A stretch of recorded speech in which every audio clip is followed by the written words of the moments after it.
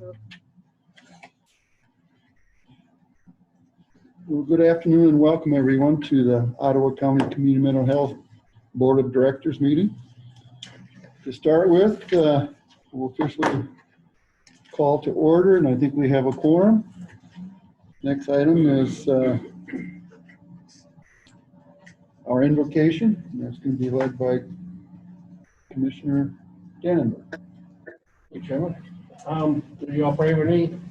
Dear Lord, we come to you on this bright, sunny Monday afternoon, November of 21. Dear Lord, as we are wrapping up the year, the calendar year, there are many things that we have struggled with to move along. But we are grateful for your watching over us as we have some challenges ahead of us. Dear Lord, we also pray for the mental health. We pray for our legislators that their vote will go our way and that we will continue to support locally mental health patients here instead of a third party. Dear Lord, be with them, guide us, keep us safe for Jesus' sake. Amen. Amen. Patricia, can you hear me? Oh. Yeah, we can hear you, Bob. Bob is here. Hey, Bob. Hi, Bob. Yep. Hello. I didn't recognize the Christine's iPad. That's where it was. I'm using her iPad for the Zoom, so I'm using mine for the board material. Okay. Well, welcome. Please note our mission and vision statements. Can I ask that Mr. Brown announce his medical exemption? Yes, I'm recovering from COVID, so I thought it prudent maybe to wait one more month before I join you in person. Great. Thanks, Bob. And good luck to you and stay strong. Yeah, we're doing well. Public comment. This is our first opportunity for public comment. Please state your name, keep your comments to 3 minutes, and your address, please.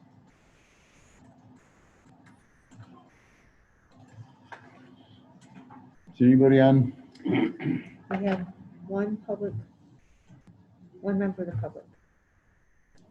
But no comment. Does that person wish to say anything? She's not indicating so. No hands up or anything? Okay. We'll move on to our sixth item, which is our consent items. And the suggested motion is to approve by consent the following items. The agenda for today, November the 22nd. There is one amendment to, or a couple items that are amendments for new contracts that Tori's going to explain. I don't know if that needs to be noted or not, but if not, the other item, of course, is the approval of our minutes from October 18th. Supported. Is there a second? Motion. Motion over there? Good job, that works. Nicely done. Supported motion. I have one comment if you're ready for that. Absolutely. I think on the minutes, I haven't pulled it up right now, but it's just tiny. I think we wrote that we started at 3 and we started at 2:30. Oh, yes. Make a note of that, Patricia, please. Yeah.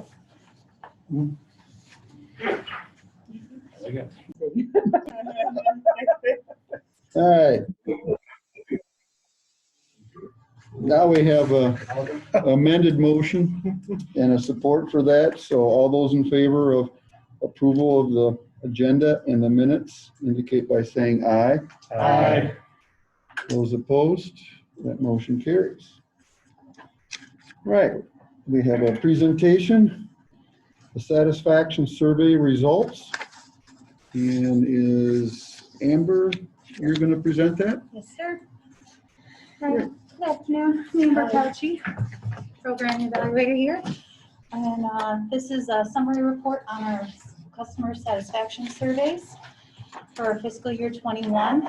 This year, the LRE updated our survey and turned it into a 20-question standardized survey, adding the long-term services and telehealth services that were measured, as well as 2 new additional measures, mildly agree and mildly disagree. This was updated to include the HSAG requirements from last year that we got cited on. And so the 10 more questions in addition to just the regular 10 question survey. So any questions? And this is what it looked like, with an area to still record public comment, as well as a request for follow-up if there were any major concerns that they wish to discuss with us in person. The other survey tool used was the VTRC survey. We survey our VTRC program. This was different from the updated LRE 20-question survey, just simple 8 questions, but still had the comment section on the back with the option for follow-up. What's BTRC again? Behavior Treatment and Review Committee. Okay. Yep. So this year, the data was collected during a 2-week random period for each program. We separated out by the MI, DD, BTRC, Family Services, and SUD services. For every program except for SUD, they were collected in the same way. We sent out the survey in a Spanish cover letter and a Spanish survey if it was requested and designated by the program supervisors that this family would prefer that language. Otherwise, English went out with a dual-sided cover letter for English and Spanish. For our SUD services, it was recommended that we send out the surveys through the program so that they could be completed in person. And we sent them out to Reach for Recovery, which was formerly known as OAR, Arbor Circle, Samaritas, Wedgwood, and Western Michigan Comprehensive Treatment Center. This year, this is the responses we received back and the percentage based on the total amount served by program. So MI, there was 15% we received back. For SUD, substance use disorder, 17% that we received back. For DD, 37%. Family services, 8%, and BTRC, 31%. Now, I know these numbers seem low, but when you look at the total survey responses for the rest of the region, we're right on par. You know, especially since Network 180 and Health West have so many more consumers than we do, we're right where we should be. I mean, well, not where we should be. We should always be receiving more input, but we're not falling behind like maybe Allegan or West Michigan. Really. You know, pre-pandemic at Health West, they would have staff members in the lobby. Yeah. So we are working on how to improve those outcomes with QR scan codes, the electronic links, as well as having in-person surveys, and we're discussing that with each program supervisor for what they feel is going to be the best method to reach them. I'm at Resilience, and we have a similarly challenging time frame, a good representation of survey responses. So interested in hearing what works. You know, it's just kind of a mixed bag and depends on the population. For example, DD, because a lot of the parents are older, they prefer the mailed surveys. It's just easier to handle versus SUD or family, younger population. They prefer the quick QR code or the electronic survey. So this year, I think we're just going to try a just combination and see what works. Kind of the throw everything at the wall and see what sticks method. The next slides are just going to be the overall satisfaction divided by population group. MI participants who turned in a survey gave us a score of a 4.99 or a 5 out of 6, with 73% saying they strongly agree or agree that they're satisfied with services. There were 6% that said they disagreed, that they were not satisfied with services, and another 6% that said it didn't apply to them. So some basic generalized comments we received from the MI satisfaction surveys. A lot said they weren't a fan of telehealth services all the time. Okay, once in a while, but you know, they really preferred the in-person. That the staff here are very helpful if you have a question with anything, and that they're friendly. Some struggle areas were in getting assistance with finding housing. This should not be news to you guys at all. and that sometimes the staff are dismissive of needs and concerns. Again, that's very subjective. But like, again, there are those that love their therapist, love their psychiatrist, feel really connected and really feel supported mentally by the services that they were receiving. Substance abuse disorder population, overall, we got a 5.29 out of 6, with 84% saying they strongly agree that they're satisfied with services, and 3% disagreeing or strongly disagreeing that no, they sure weren't happy with services. These were all the comments we received from SUD surveys. You guys are the best I've ever worked with. My life has made a big 180 since coming to this clinic. I'm very grateful. The only problem or concern I have is with staff turnover rate. Had 3 different therapists in 2 years, hard to feel connected. Administration has changed 3 times as well in 2 years. I'm nervous this place will shut down due to lack of employees, but my nurses, more nurses on staff would be helpful, thank you. I will note, because these came from the programs, these comments are more directed towards the SUD programs rather than CMH as an organization. It's just kind of where they came from, and that's what they were writing the comments for. But really nothing too concerning on those comments. For GD satisfaction surveys, we got a 5 out of 6 for overall satisfaction. 71% strongly agreeing that they are satisfied with services, and 5% saying, you know, really not a fan of the services I got. And those typically came with comments explaining why, which we followed up on. So some of the comments were having heard from the supports coordinator or case manager in a while, lack of services, especially housing again, don't prefer services via telehealth, although the team is very supportive and appreciate that the team took COVID seriously and worked to keep staff and consumers healthy. Family services was a score of a 5.17 out of 6, with 75% strongly agreeing that they are very satisfied with services, and 4% disagreeing, and 9 said it didn't apply to them. Case managers are great, but overwhelmed by a large caseload, which we are working on hiring more staff to meet that need. Slow process as always, but delay in services due to COVID. Team is very dedicated and supportive of the consumer's needs. Staff are great help, and it's felt that they're dedicated to their consumers' treatment. Behavior Treatment Review Committee, overall satisfaction was a 4.2 out of 5. This is out of 5 and not out of 6 because it didn't have the 2 additional measures of mildly agree or mildly disagree. It was just the straight across the board of agree, disagree, neutral. So with that being said, 88% were very satisfied with the services they received through BTRC. All the comments again, we didn't get that many surveys, but it was still 31% of the people we served. Assistance through crisis situations is lacking. Staff do a great job of taking care and being consistent. And there were no surveys requesting follow-up, but they still were submitted to the committee chair for review. So again, how do we compare to the rest of the region?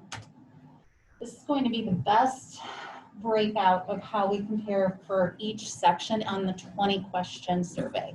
So that big one, not the BTRC survey. So the access and availability, it's broken out by each section. So we have access and availability measures, quality measures, long-term service measures, telehealth measures, outcomes, and then overall is what I just broke down with the pie charts. And I've highlighted Ottawa in each of these. And we're either on par or exceeding when we compare ourselves to the rest of the region. Any questions on this? Looks really good. Yeah, it's very good. And again, the same slide I showed you from before, just again, the total responses based on the other CMHs in our region. And our action plan for next year. I already spoke a little bit for how we're reaching out to the program supervisors for how to best reach our populations, and it varies. We're sharing this report with our team program supervisors. We follow up on all those comments that were received, whether they requested them or not. Well, let me rephrase that. We don't follow up on all of them, but the program supervisors see them. So if there's anything concerning that they see, they'll reach out to their team and say, hey guys, let's work on this kind of thing. We discussed this at leadership, appropriate target areas based on the 3 areas of improvement: access, availability, quality measures, outcome measures, long-term measures, mental health, excuse me. And we're working on distributing the fiscal year 22 surveys spaced out throughout the year. Any thoughts, comments, or concerns? Looks really good, Amber. Lynn? Yep. Were there any surprises for you? No, not Okay. really. Okay, We, I mean, the staffing, you knew that already.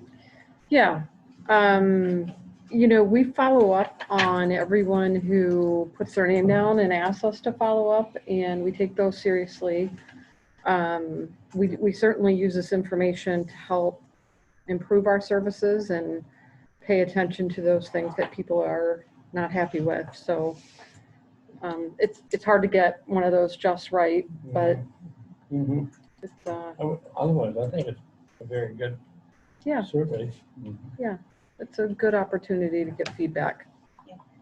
Amber, maybe you said this at the beginning. Sure. Is it a statewide survey or is it just something we're doing? Right, it's regionally based. The survey is required statewide, but the questions do differ.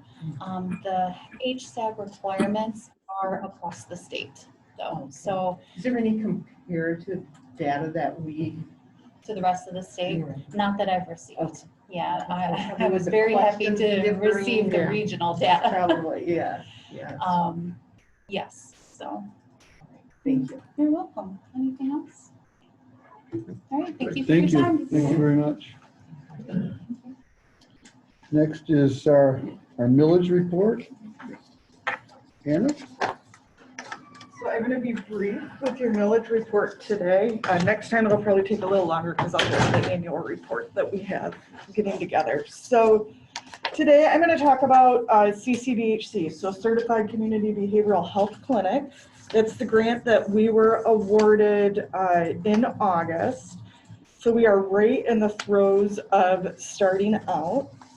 And as part of that grant, we wrote that we were going to be hiring 16 new employees in a variety of roles.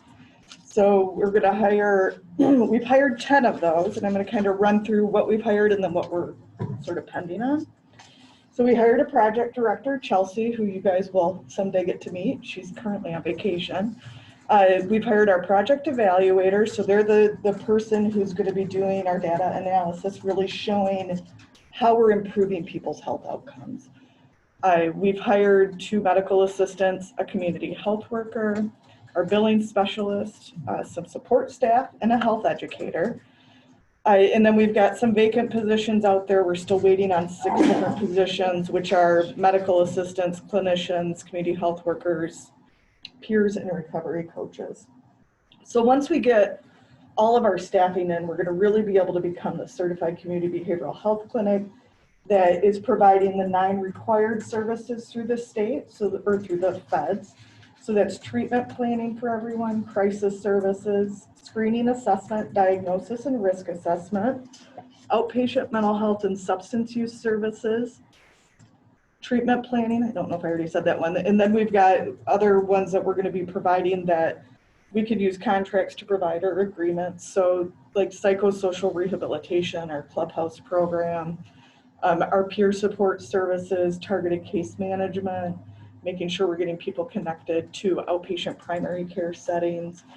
And then as we're doing all of these things, we will be working with consumers who choose to participate in our clinic, collecting a whole lot of data.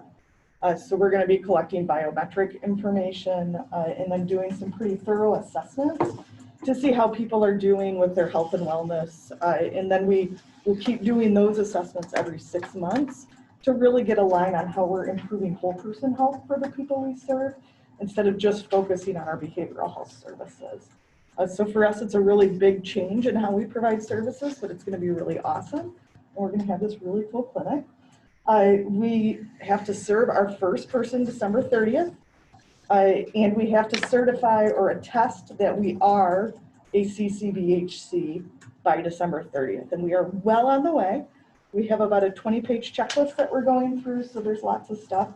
Lots of things that you guys might end up seeing on the, as we're proceeding forward with some agreements that we need to have in place with like our area hospitals, our FQHCs, different things that say we're gonna work together to coordinate the care of the people that we're serving. Any questions for me? That's my very brief knowledge update. Thanks. It's exciting, though. Thank you. It is really exciting. Yeah, it's really cool to be involved from the very start of this when we were just developing the idea to actually getting to launch it. So So you have, we're is it excited. 10 of the 17 positions? We have 10 of the 16 that are 16. hired, one that it's pending, and then, yeah, the other 5 that are still out there. So we're looking for folks. It's a hard market to find new employees right now. There's a lot of competition out there. Mhm. Great, Thanks. thanks Thank again. you. It looks like you're up. Yeah. According to the agenda here. Yeah, we're doing things a little A little bit bit differently, only because we're going into closed session and we thought we'd get everything done before Mhm. we did that. So hence the change. So I will try to be brief. There is a whole lot going on in our world right now. One of the biggest issues we continue to grapple with, and it's across the state of Michigan, and I would venture to say it's across this country, is finding adequate staff. Anna mentioned that we are having difficulty finding all levels of staff here, but that goes all the way to direct care workers, those people who are helping with our group homes and our residential programs are especially having difficulty. I've said that to you guys for a couple of months, and we've done a lot to help with adjusting their rates, but there's still issues. One of the problems that is related to staffing shortage is also the lack of inpatient beds. So for psychiatric hospitals, state hospitals, they're experiencing the same problem, difficulty finding staff. So as you can imagine, this is all sort of coming to a head. We've had a very difficult time in the last couple of years with having people be boarded, quote unquote, at emergency departments, and that problem continues. There's a bottleneck at our state hospitals.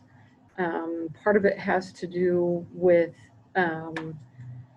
the state hospitals have a responsibility to do forensic examinations on people who've been determined by a court to need that evaluation. Those people actually have priority in state hospitals for beds to be evaluated, so people aren't sitting in jail. So what's happening right now at state hospitals is the people who we have as CMH who are at our state hospitals, they're really putting pressure on us to move those people out when they're deemed appropriate. And of course, we want to do that. The problem is there's no place to put people. Our group homes, again, due to that staffing shortage, are just having an incredible time trying to hire people and take care of people. So we had a big discussion with the department. We were invited to a meeting. They called it the least restrictive policy discussion. Really, but what they said to us was, when we deem someone ready to move out, you guys need to do everything you can possibly do to get that person out, which we do. We try. Right now, we have one individual who is on that list of people that they've said they need to move out, and we've said, we agree, we're looking, but we can't find a placement. It's a little bit scary. Some of our partners, other CMHs, have been contacted by Probate Court and asked to appear before Probate Court for lack of movement out of state hospitals. We haven't received anything like that yet, but the thought that we're going to have to go to probate and explain why we're not moving people, when in fact it has really nothing to do with our efforts and everything to do with staffing. I'm not exactly sure how those court meetings will go, but I'll keep you informed. So that issue, and Doug, I know you brought that up as a major concern. The shortage of psychiatric inpatient beds has been a crisis, but at this point, it's honestly a huge problem. As I said, there are people who, while we're looking for an inpatient bed, sometimes spend 3 or 4 days, a week in an emergency department waiting for us to find a bed. The department is fully aware of that problem. They've known about it for a very long time. And in fact, they organized, it's called the Michigan Psychiatric Care Improvement Project, MPCIP for short, if that makes it any easier to understand. Mhm. They have multiple areas that they are working on. One of them is something called MySmart, which is a medical clearance protocol. So one of the bottlenecks when somebody goes to the emergency room department and then needs to be transferred to a psychiatric hospital is they have to have a medical clearance. And sometimes that took a very long time. So there was some coordination to get people to agree to a single protocol that could be streamlined. So that has happened. Another thing that has been ongoing for a couple of years is there is something called a psychiatric bed treatment registry. So all of the psychiatric beds and hospitals in Michigan participate in this registry. So it's easier to tell when there's an open bed. It doesn't work quite like, oh, I see you have an open bed, so I'm going to send my person over. You know, there's lots of back and forth about what their milieu looks like, whether they can take anybody else. So they might have open beds, but they simply can't take care of anybody else. And a lot of that, again, goes back to a staffing issue. There's some brand new initiatives coming down the pike. MyCAL stands for Michigan Crisis and Assessment Line. That is a 24-hour, 7 days a week crisis triage support and information and referral line that the department is standing up. We are one of the first regions that's going to go live with that. So anybody can call this MyCAL line and get some immediate attention. If it's a crisis situation, they'll help that person to calm down and find options. It's a referral system to our current crisis hotline and our crisis team. And it coordinates with the new 988 number, which I think most people have heard of. It's like 911, only it's 988 for mental health concerns. And really, that 988, it's what it really is that goes to the National Crisis Line, which is manned throughout centers throughout the United States. There's a couple of them in Michigan. And again, it will coordinate with the MyCAL services and what we currently do at our local CMHs to address people's needs pretty immediately. 988 is supposed to go live by July of 2022. And then this Michigan Psychiatric Care Improvement Project also is working on other crisis treatment options, like standing up crisis stabilization units in certain places throughout the state, advocating for mobile crisis for all populations, standing up or allowing licensing for short-term crisis residential for kids. And some good news, not immediate good news, but that there are new psych units being developed. Mercy Health is one of those who's planning on developing, I think it's a 60-bed unit in the greater Grand Rapids area. So people are understanding that there's a need for beds. So the statistics are right now that we currently have about 2,300 beds in Michigan, but we're 170 beds short for adults and about 100 beds short for children and adolescents. So if you think about that, that's a whole lot of people who need that level of service who aren't getting it. So there's some definitely work going on that's going to make improvements, but there's still a very obvious need that we have right now and issues with accessing those psychiatric inpatient beds. It's not just the public system, it's the private system, goes across the board. Lynn? Yes. The state hospitals, they're wanting you to take out Ottawa County citizens to get them into a different facility, right? They'd like us to move people into the community. Into the community, okay. And do we have places like that? No. So, Well, yes, we do. I mean, it can run from, you know, a group home, a specialized group home, or it can be helping someone to live on their own in their own apartment, if they're able to do that. okay. Would the facility need medical trained personnel, or are they looking for somebody that's just really wants to work hard and care for people? Most of the time, the person wouldn't need to be medically trained. They would, if they worked in one of our group homes or any That's group right. home in Michigan, Okay. they would need that minimal training on how to, you know, recipient rights and Okay. how to pass medication and how to work with people.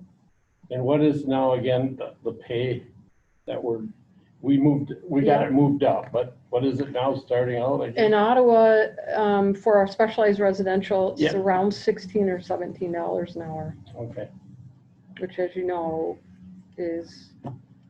but they could work there for 20 years and they won't make much more unless the wage comes Right. up from the state, right? Right. Okay, Unless they went into management. yeah, I know, but, Yep. okay, thank you. You're welcome. Doug, is there anything else you wanted to discuss about? Appreciate you spending some time to. Yeah. You know, it's a big issue. It's a big problem. And I think people recognize it. I think there is effort at the state level to put up some new types of options as far as crisis. But really what it boils down to is staffing. And I mean, I don't know that anybody's got the answer for that right now. So the Metro facility, that'll be online next year? The Mercy, Yeah, sorry. I want to say by 2024. Okay. Which is still pretty far out there. And you probably could fill the 60 beds today. Not us alone, Oh, but but by like all means, yeah. Muskegon, Allegan, and Kent, yeah, we could, Yep. okay. Has the county or other counties experienced any inappropriate push when we're talking about deemed appropriate? Any of the, I mean, where perhaps they're really pushing hard when in fact maybe someone, if there was more beds, may have stayed there Mhm. another 2 weeks or Yeah. week or. Yep, people are, I'm concerned as well. They're asking us to find placements on people who need injections, which group homes don't typically do. Mhm. You know, we kind of shared some stories, no details obviously, but just that, you know, one CMH shared someone who was NGRI, not guilty by reason of insanity, but that person had seriously harmed someone and found to be, you know, not competent to stand trial. But nonetheless, you've got to try to talk a group home into taking care of somebody who has a history of very violent behavior. And it just, You know, it's hard enough when we've got people who just have kind of routine needs. So, yeah, it's tough. Okay, so I'll move on to other concerns and issues that the system currently has. I've been trying to keep you updated on the Senate and House bills that are out there. So Senator Shirkey's bills moved out of committee and they're on in the Senate right now.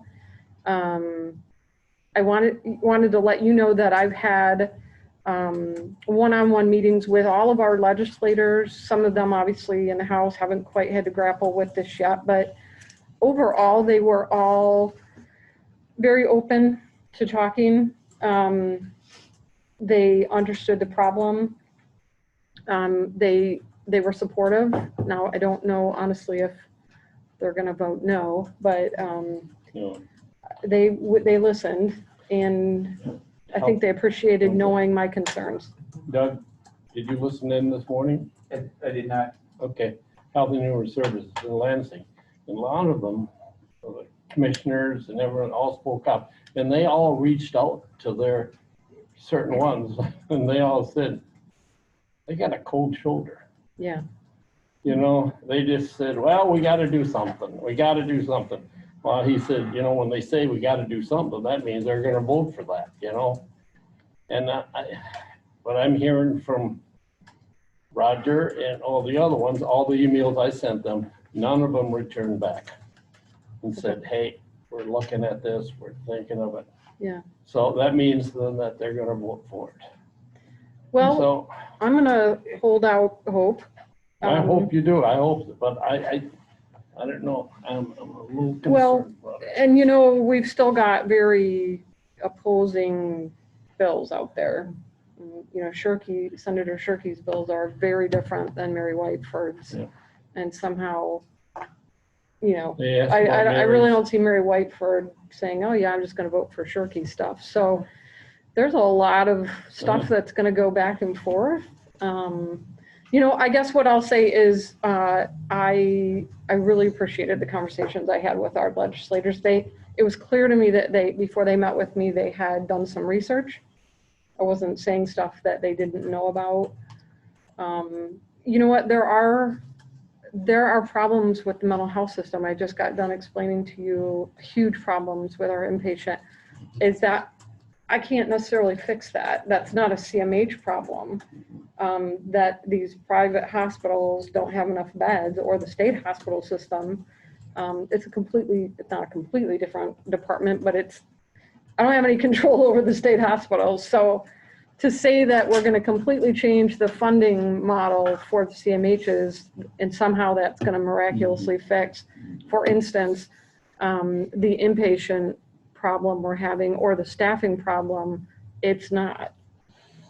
So, in fact, I would venture to say disrupting the system right now is only going to make things worse. So I have a lot of information on Senator Shirkey's bills. Obviously, we have been concentrating mainly on those because he's been so aggressive in getting his out there. One of the things I'm going to ask you is, we've been asked by our board association to consider contributing to a special assessment to them that would go towards increasing their advocacy efforts. You know, they're a trade association, we pay dues, really that's the only money they have coming in. And I think they've been doing a good job of working on getting messages out there. Bob, I don't know if anybody got a chance to watch Bob's video, but there were multiple people who were willing to go on camera and do kind of a synopsis of what their concerns were. And so the board association is asking the CMHs to consider, in addition to our annual dues, some additional funding. And I'm supportive of that. We pay $14,577 for our dues every year. And what I'd like to propose is that we give them that amount again as part of this special assessment. So I actually need a motion if you guys are supportive of that, and I would be happy to ask or answer any other questions. What they're planning, you know, they've, if you go on their website, they have tons of information, infographics. They do their, you know, their probably monthly at this point, email blast where they ask people to get a hold of their legislators. They are hoping to do more of that. They're hoping to get some messages out on radio, on Facebook, billboards.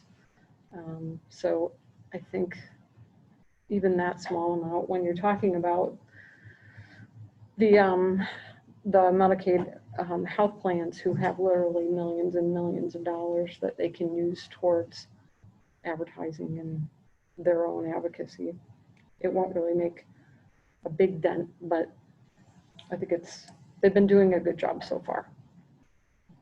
Do you want discussion before there's a motion on the table, or? Should be a motion, and then I'm not sure if we can yeah. do a motion since it wasn't in the agenda. And I think you can as part of the discussion. you think so? Yeah, absolutely, yeah. The suggested motions are just that, suggested motions to drive the agenda, but you can do any motions like this. You can't in the county board anymore. You can. Oh, good. Oh, Well, and so what we Robert's can rules do, of order. we don't need to do a motion right now. And because what I'll do is I'll bring that to the board next month as an additional invoice for dues. So we can approve it that way as well. I think it'd be a little cleaner that way. But I would be happy to answer any questions you have about it. So- Okay, the only, right now? Mhm. Shoot, okay.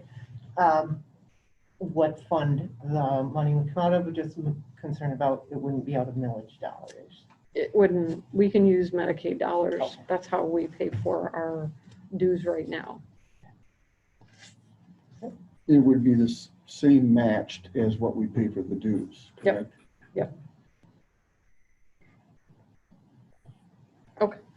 I'll just plan on bringing it next month then. That's good. Okay.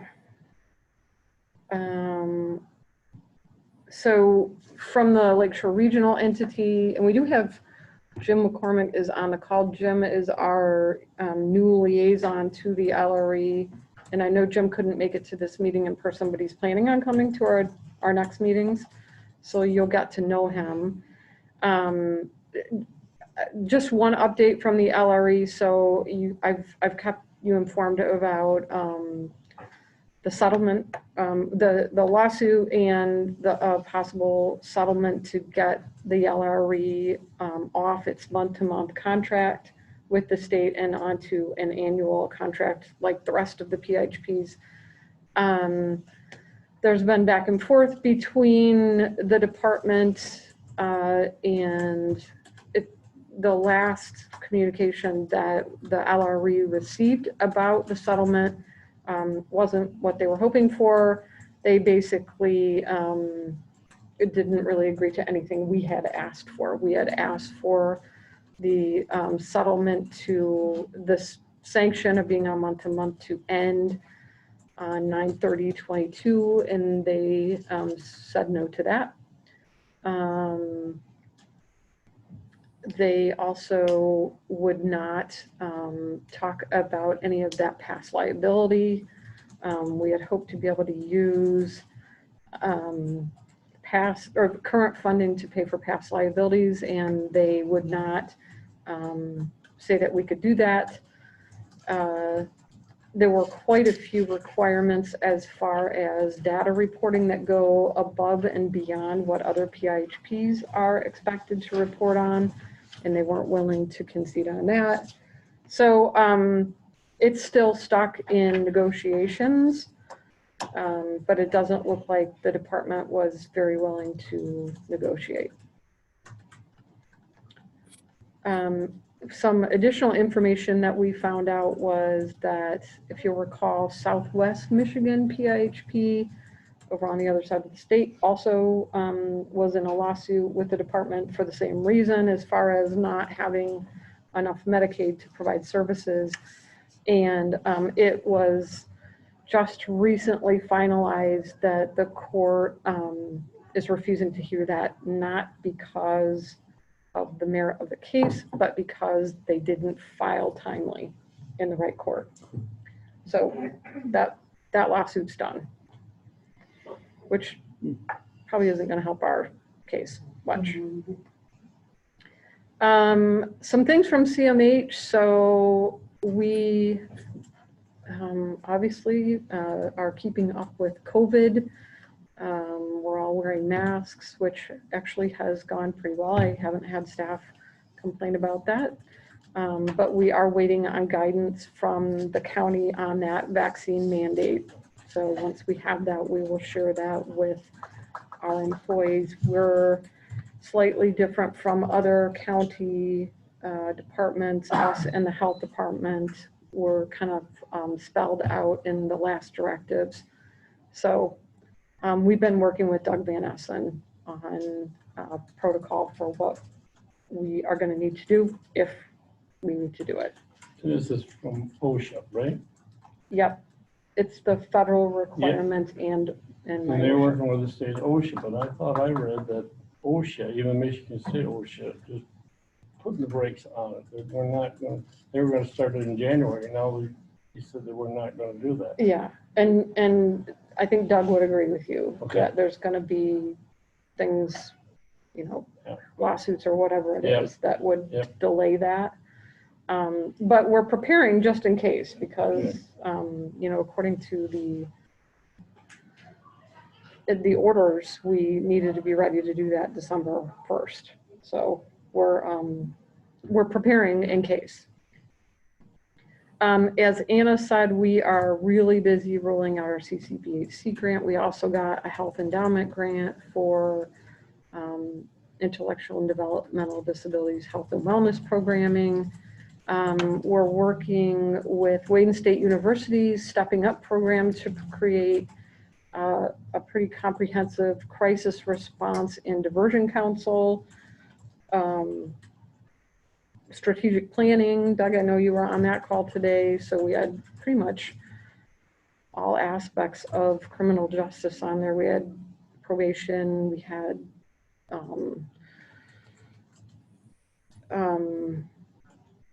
Judge Fine on there from probate, we had Lee Fisher from the prosecutor's office. So what we're trying to create with our sheriff's office, with Holland PD and our other local law enforcement, is a comprehensive response to mental health crisis. And that's also part of our CCBHC grant. So I think working with Wayne State's going to help us, you know, come up with a system that people can all understand what we're trying to do and coordinate and work together for the best outcomes. But I hear just there's some basic questions on that. When Steve was talking about funding, where do you think that will kind of break down? Will it kind of someplace out of corrections, or will it be CMH, or what kind of a joint? I think they were referring to more than likely some MDHHS Black grant dollars that we can use specifically to. So the answer is neither, basically. So more from the state side. Yeah, that's my understanding, and what I've been hearing is there could be more dollars that way, which is fine. You know, we can obviously access those pretty easily. But it might also be coming out from the criminal justice system as well, and we'll coordinate with them. We do still have, so we've got several jail grants. We've got one pending jail grant that would help us provide more strategic planning and training for that crisis intervention team.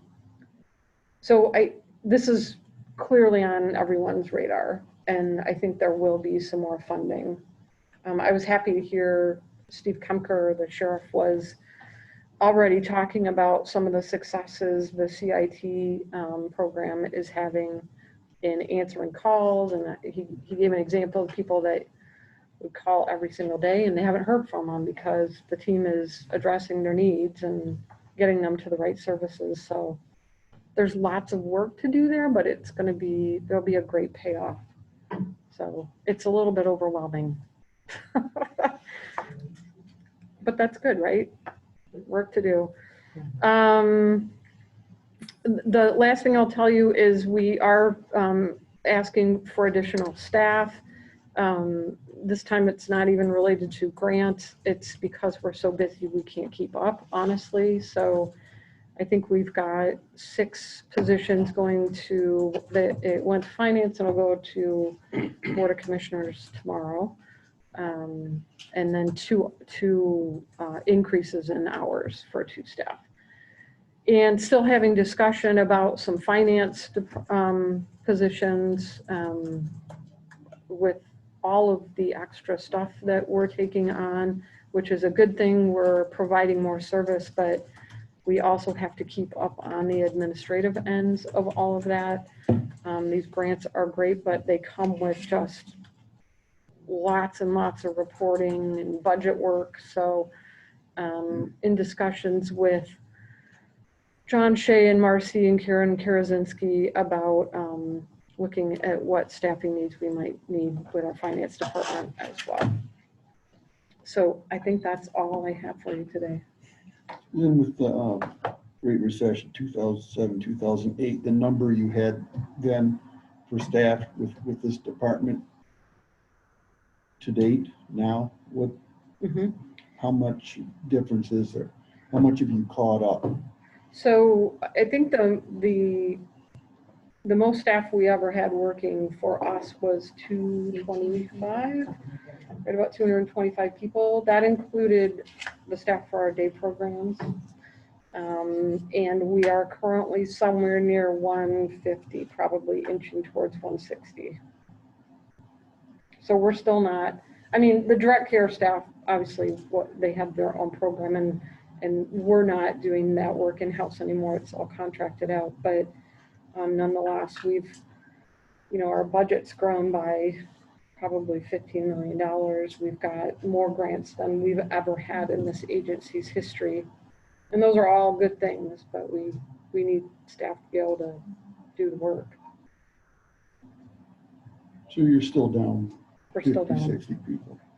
Yeah, well, and just this is a comparison. It's probably not a very good one, but Muskegon, Health West up north of us, has a budget that's probably 12 or 15 million more than ours, and they employ over 400 people. I'm not saying that's where I want to go. I just think we're very lean. We still are a very lean organization when we talk to our friends and neighbors. Do they operate programs in Muskegon? Like day programs? Yeah. No, but So- they do. I think they don't contract out as many services as we do, but they still contract out. I don't know what the split is, but it's less than ours as far as contracting out. Yeah. So when you speak of supervisory positions or finance positions, that obviously is supportive of programming and numbers. So Right. you'll be looking at that in the future also? It's, as far as like leadership admin, yeah, and we've been kind of looking at that definitely. Any questions for follow-up for Lynn? Board members? Thank you. Yep, you're welcome. It's complete. Very good. No old business, new business. I guess we'll get right into our service contracts, attachment A. Yeah, so you have an update from Patricia. I don't know if you can do that out to everybody. Yep, you got it. Okay, perfect. The first two providers, Jan Lampman and Dean Marsh, they used to contract with the LRE for independent facilitation. Now the LRE has delegated it to the CHSP to contract directly with them. So we are going to be contracting with them directly, effective 11/11. And their position really is to help facilitate purchase center planning processes with consumers.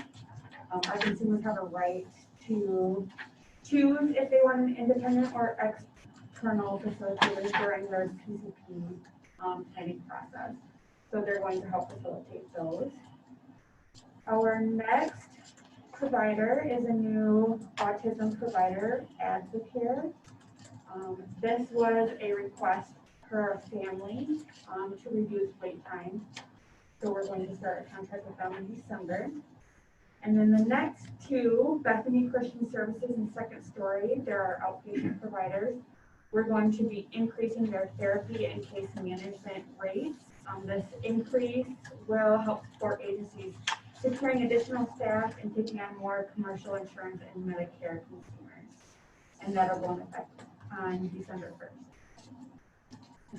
1st. Are there any questions? On the ADA one. Yeah. Is it a contract that is a single consumer that will not be generalized to any other consumers that have? It can be generalized to any consumer. Okay. We just started the contract with this specific agency per family choice. Okay, so the way the contract is written, it Right. allows For other people, yeah. Thank you. You're welcome. I'd like to point out on the independent facilitator, the start and end date, or am I looking at something that's kind of odd there? Oh, it was a typo, sorry. It's supposed to say 10/31/2022. Okay. Thank you for pointing that out.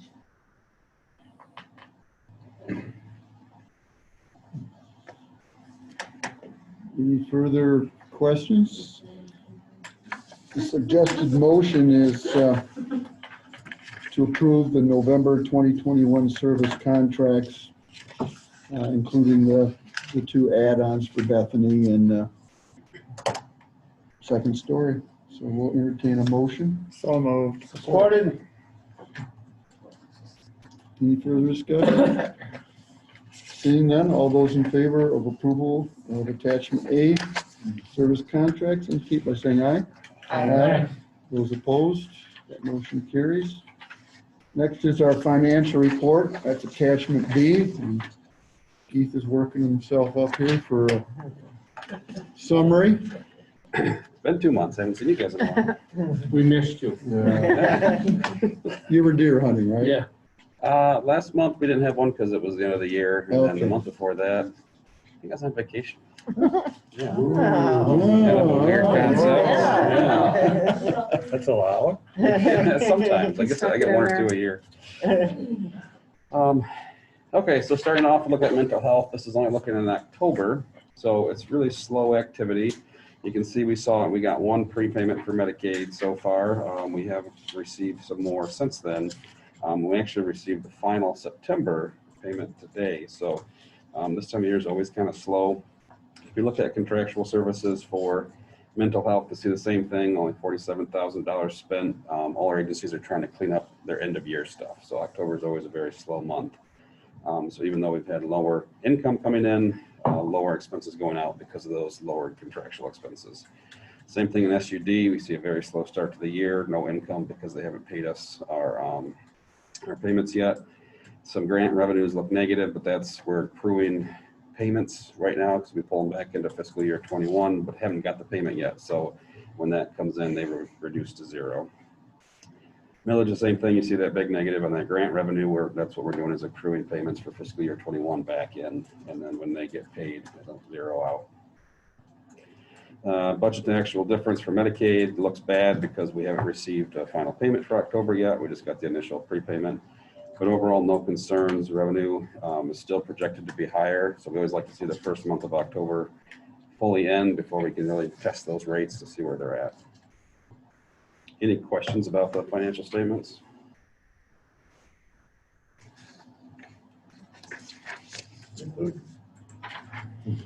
Okay, we may need a motion and a second for approval of attachment B. So, Supported. All those in favor of approval of attachment B indicate by saying aye. Aye. Hey, Those opposed? That motion carries. All right, attachment C.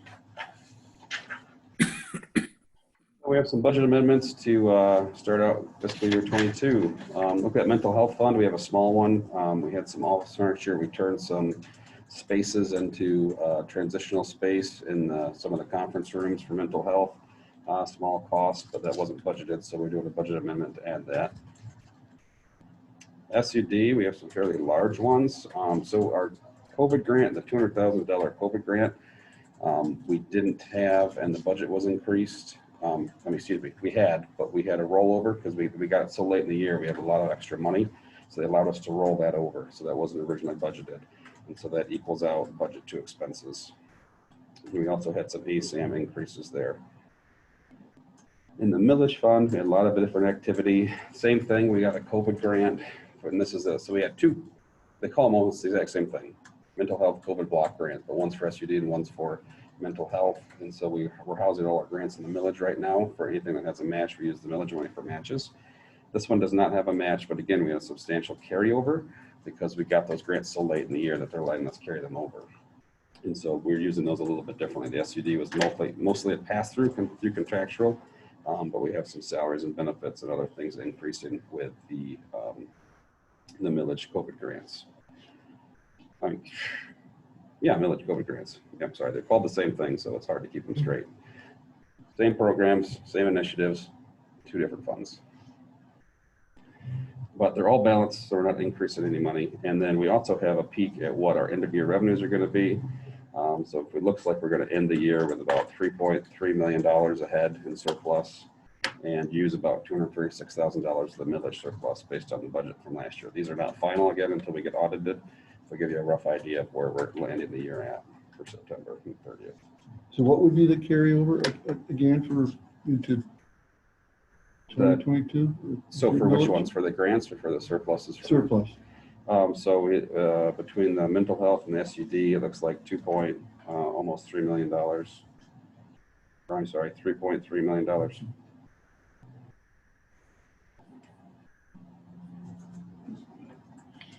Any questions for Keith?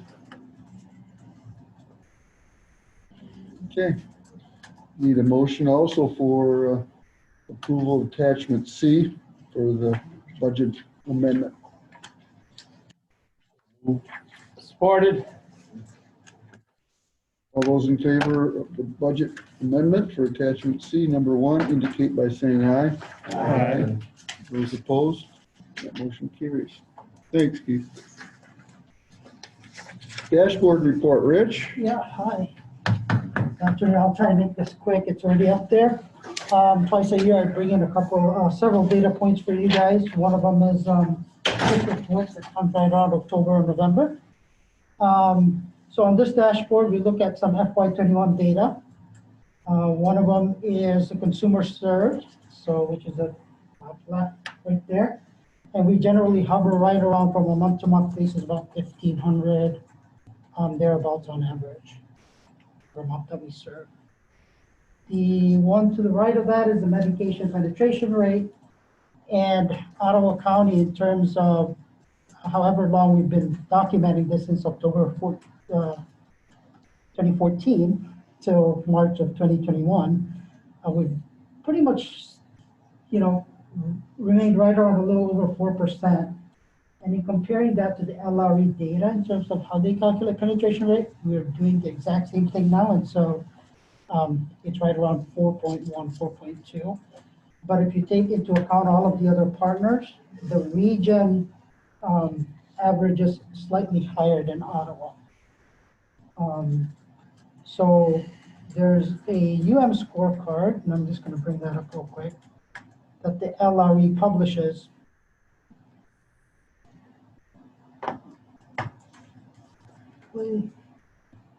Yeah, so the last time that we took ours was in March of 21 right here. Right there. LRE is around 4.5. And for that same time period, we were at 4.1. So we're slightly under that, just for reference.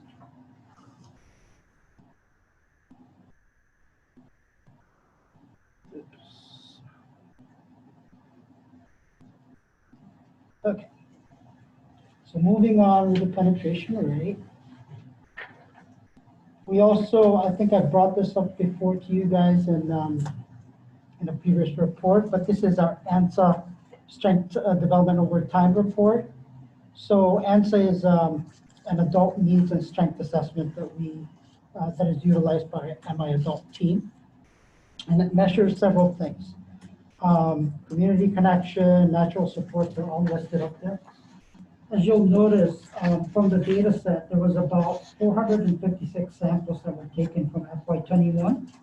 And these are individuals that had at least two ANSAs, or a time 1 and a time 2. And what we're doing here is we're comparing the initial, the bench line, to how they fared after the recorded on time 2. And what you're seeing is an improvement overall in terms of these anchor questions here. So community connection, there was an improvement. Natural supports, there was an improvement. The things that were not a significant improvement was educational. So you'll notice towards the middle top there. So only slight improvement. And then for family, there was only a slight. But everything else had some pretty significant improvement in terms of how the assessment results came out. Now, we do have documentation on exactly what the answer is about, so if you're interested in learning more about that, I can send that out. When those assessments are administered, are they the clinician's perspective of how the person is doing, or is it just recorded? It's recorded. Okay. Based on an interview. Got it. Okay. Next thing we're looking at is the FY20 hospital readmission rate. So this data set is also part of our MIMBUS indicators. I also present this in that I think it's the last one, indicator 10. But the difference here is that we do show a 30-day, 60-day, and 90-day. And the thing to note with this one is we don't want to exceed 15%. We want to always stay underneath that 15%. So as you'll see here, within 30 days, we're in the average of about 7%. 60 days, it gets lower, and 90 days, it's even closer than that. Another report that we look at to the right is just keeping an eye out for consumers that may be going to the emergency department or high utilizers. And that's also presented there. We did get a blip in the data sometime in February of last year. We're still trying to figure out what happened, but it's a pretty significant outlier. It's just like all of a sudden we had like 30 plus people that were, one day they just showed up at the meeting. So, any questions on this dashboard report? There's going to be another dashboard report with different data elements that will be coming to you sometime in the spring. I like some of the ANSA, the optimism one.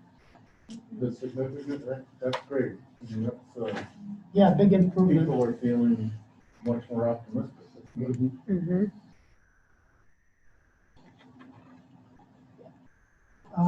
And then I think I have the dashboard. Yep.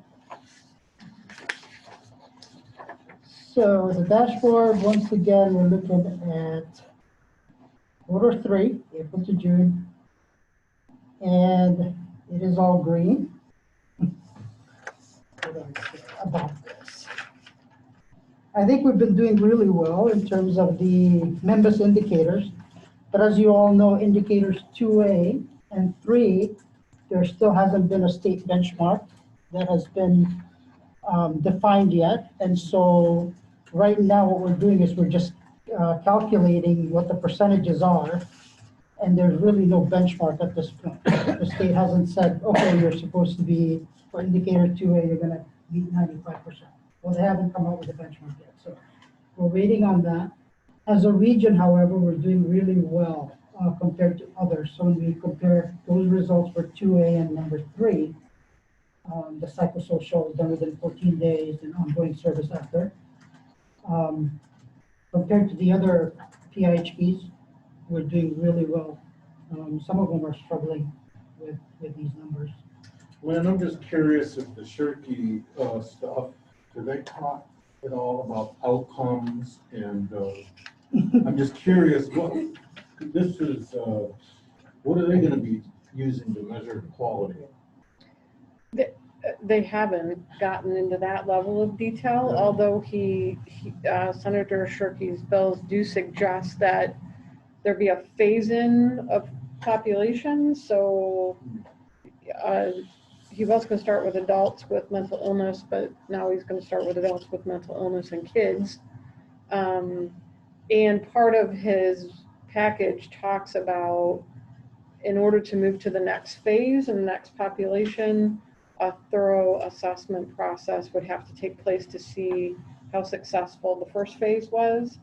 And in that would be some outcome measurement, but I haven't seen details about that. And for the same time period as well, the LRE overall also in the green for everything. So, you know, I'm showing you the CMH data, but aggregated with all of our other partners, we are doing really well in terms of what's, you know, what's required right now with those with the ones that have the benchmark. So. Any questions for Rich? Rich, do we have a goal established on Medicaid penetration rate? There is not a standard set. So the way this LRE calculates them right now is they look at the payment file, and then they based on the payment file, they calculate the percentage of that from the Medicaid enrolled. And there is not a standard as to what, you know, you should be getting 3% or 4%. There isn't one. Well, and penetration rate is a tricky statistic. So if you remember back in Rich's graph, the CMH in our region that does the best with penetration is West Michigan CMH, so way up north. And if you think about it, they're almost the only mental health treatment provider in those counties. So if you're thinking about penetration as what percentage of the Medicaid population are you serving as a CMH? If you're the only service in town, your penetration rate's going to probably be pretty high. We're lucky enough in Ottawa County to have multiple providers. There's not enough, but there's more than there certainly is in West Michigan CMH catchment. So it's in Ottawa's, since I've been here, has had a pretty consistent penetration rate, and it's always been one of the lower ones. And I'm not entirely sure about that. You know, I think CCBHC will help us because I think we'll be catching more people. Now, we're not going to necessarily serve everyone, but I think we'll identify more people who might come into our system because we're going to be broadening our ability to deal with some urgent and short-term crisis kinds of situations. So I think CCBHC might impact that a little bit, but we'll have to wait and see. And there is no standard at the state. So, you know, going back to when we first started reporting this as a region, there and trying to align our penetration rate with the state, we noticed, our region noticed a flaw in the way the state was calculating, because everybody was getting 7-8% penetration rate during Jeff Brown's time. And he was wondering, well, why is the LRE at 4? Well, come to find out there was a flaw in the calculation, and they were adding GF and block grant to the data, and which gave them that extra 3 to 4%. And we pointed that out to them, and somehow the entire state is calculating it the same way without including GF or block grant. Oh, So okay. everybody went down to the 4%. This is an FYI, so. Yeah. Thank you. Very nice, thank you. Next, we gotta go into closed session to go over the You evaluation. want to talk about the board member self-assessment first? We can do the board member self-assessment first. That's not closed session. Oh, yeah, here we are. Yep, here we are. Cashman F. How many did we get? We got 8? I believe so, yes. I think it says on the top, right? So we-